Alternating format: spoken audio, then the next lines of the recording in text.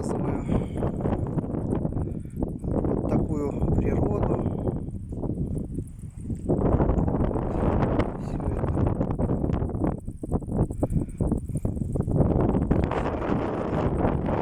только видеть.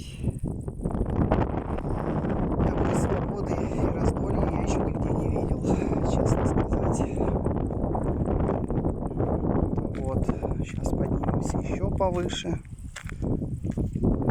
Все-таки много у нас мест красивых, которые можно смотреть. Вот, сейчас я попробую подойти вот с этого ракурса. Так, ближе уже не буду подходить. Все-таки обрывы тут достаточно крутые. Вот, поэтому ограничимся вот этим вот. Честно сказать, я не думал, что Азовское море такое по цвету очень красивое. Вот. Цвет, конечно, такой насыщенный достаточно по сравнению с Черным морем. Но, может быть, тоже зависит от погоды. Вот.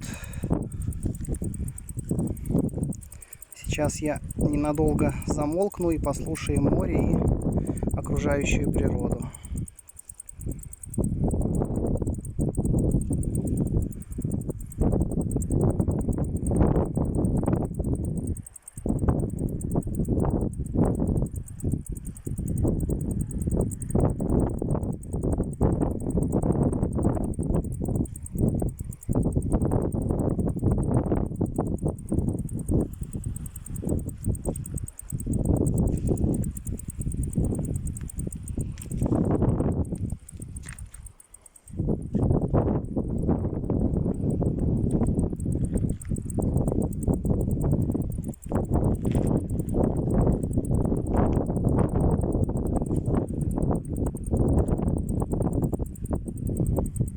Ну вот, на этом я свое видео заканчиваю.